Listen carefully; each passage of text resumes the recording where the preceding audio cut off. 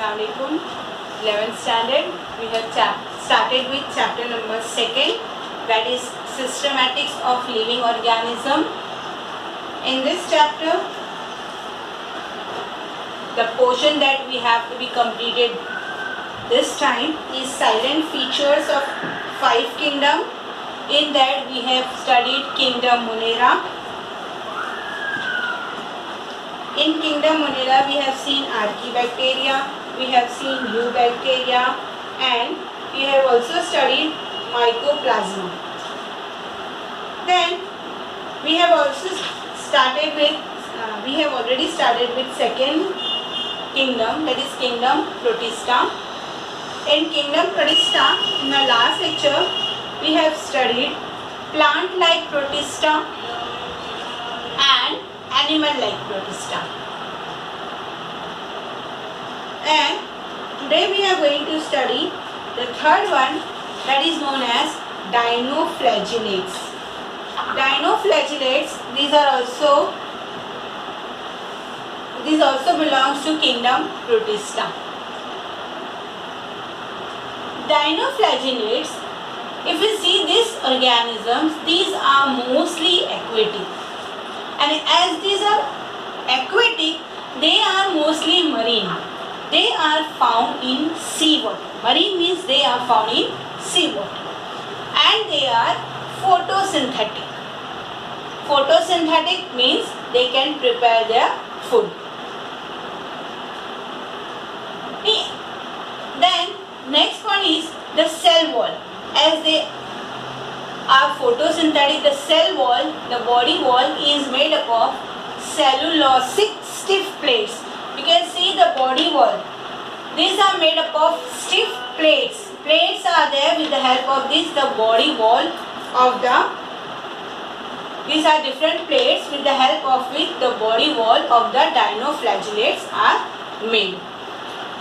Then as they are photosynthetic, as these organisms are photosynthetic, the photosynthetic pigments are present, and different type of photosynthetic pigments are present.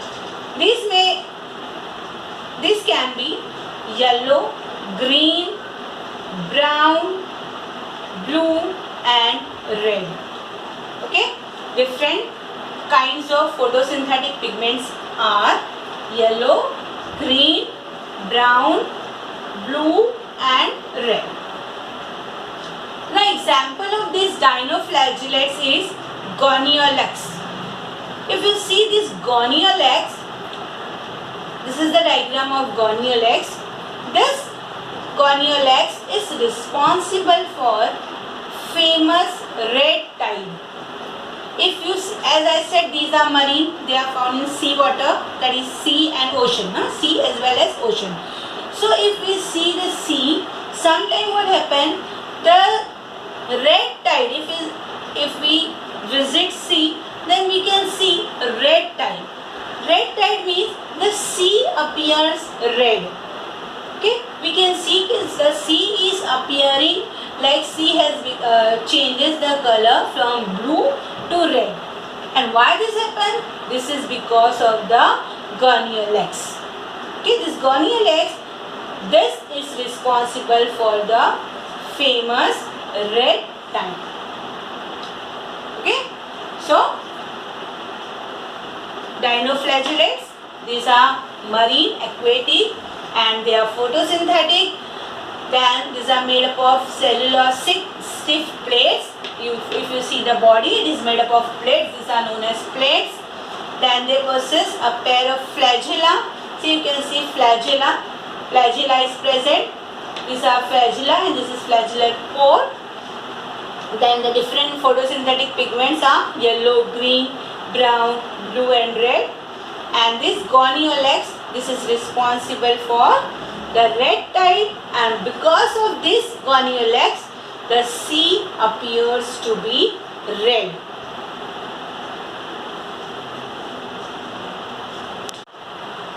In kingdom Protista, next Protista is fungi-like Protista.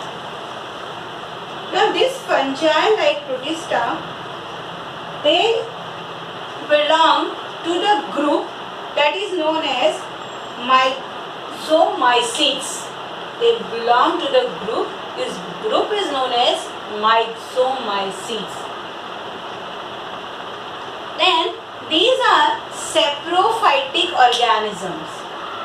These are saprophytic organisms. As they are saprophytic organisms, they are found on decaying leaves. Saprophytic organism is the organisms which eat the decaying organism. So they are found on the leaf, on the decaying leaf. Okay, as they are saprophytic organism, they are found on decaying leaves. Then if you see their cells aggregate. Aggregate means the cells separate to form a large mass. Okay, they form a large cell mass which is known as plasmodium. Their cells aggregate means they combine to form a large cell mass which is called as plasmodium. This plasmodium is not a malaria plasmodium. That is not. This is different. Now, the spores which is produced by the plasmodium, the spores which are produced by the plasmodium are very tough. These organisms, they produce plasmodium which are very tough, very hard. As they are very tough, they are very hard, they can survive even in harsh condition. Whatever condition should be there, whatever harsh condition, whatever tough condition, these spores survive because the spores are also, when the spores are very tough. As they are tough, they can survive even in harsh condition. Okay, this is about fungi like protista. Okay, these are the points of fungi like protista. Next is in kingdom protista euglenoids. Fifth one is euglenoids. Now if you see this euglenoids, then these euglenoids, they do not have cell wall. The cell wall is absent, or we can say lack of cell wall. But they have a tough covering of proteinous pellicle. Okay, they have a hard covering of proteinous pellicle. Then, if we see this euglena, this is the diagram of euglena. Example is euglena. These euglenoids, they possess two flagella. If we see these euglenoids, they have two flagella. One is short and the other one is long. Okay, this is the long flagella. Then these euglenoids, they are heterotrophic. They behave as heterotrophic when in absence of light. If light is absent, then they are heterotrophs, means they are dependent on other organism for food. Okay, if light is absent, then they behave as heterotrophs. Heterotrophs means they are dependent on the other organism for food. But if light is present, they possess pigments which are similar to that of higher plants for photosynthetic. Means they have photosynthetic pigments, and these photosynthetic pigments are similar to the higher plants. As higher plants possess photosynthetic pigment, they also possess photosynthetic pigment, but they are heterotrophic if the light is absent.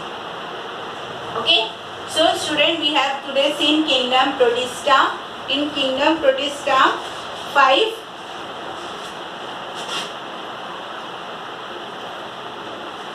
this kingdom protista they show, as I said, they show link with all the eukaryotic kingdoms. Okay, like plant, fungi, plantae, fungi and animalia. So there are 5 types, that is plant like protista, animal like protista, dinoflagellates, fungi like protista, and last is euglemmas. Okay, so we have completed with kingdom protista with all its types.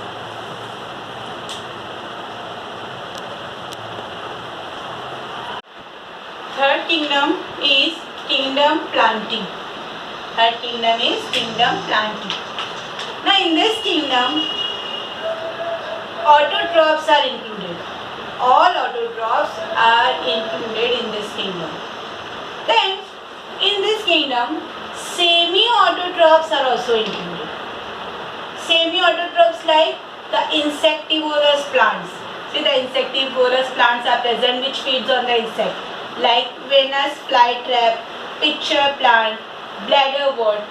These are insectivorous plants. So it includes semi-autotrophic members. Then it also includes heterotrophic parasites. Parasites like Cuscuta. Okay, it includes autotrophs, means they prepare their own food. Autotrophs are the organisms like plants which prepare the food, they are known as autotrophs. Then it also includes semi-autotrophs. Semi-autotrophs means they are dependent on the insect, they are known as insectivorous plants. Then some are heterotrophic parasites. Heterotrophic parasites because they are non-green. Example is Cuscuta. Then members of this kingdom, that is kingdom plantae, are multicellular, having many cells. Then they are eukaryotic cells. They are multicellular also, and they have eukaryotic cells which contains chlorophyll. Means all the eukaryotic cells, as they are eukaryotic, they include all the photosynthetic pigments. Then they also include chloroplast, ribosome, Golgi complex, mitochondria. Okay, these are included. Then the cell wall, as the kingdom in plantae cell wall is present, the cell wall is made up of cellulose. Okay, the cell wall here is made up of cellulose. Then here the plant shows alternation of generation. Alternation of generation means the life cycle of this plant has 2 phases. And what are the 2 phases? Sporophytic generation and gametophytic generation. 2 types of generation is present. One is sporophytic generation where spores are produced, and in gametophytic generation gametes are produced. Male and female gametes are produced.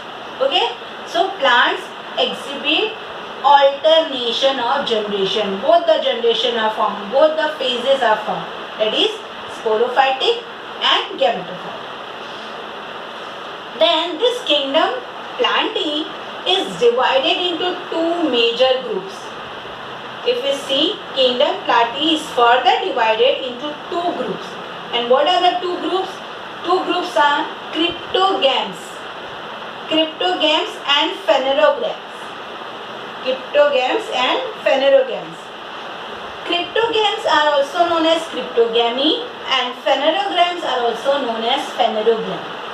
Now this in kingdom, that is kingdom plantae, this we are going to study in detail in our next chapter. It is there already in our next chapter, that is kingdom plantae. Okay, so third kingdom is kingdom plantae. We have completed with first kingdom, that is kingdom monera. Second is kingdom protista, and the third one is kingdom plantae. Kingdom plantae includes autotrophs, semi-autotrophs, and also heterotrophs.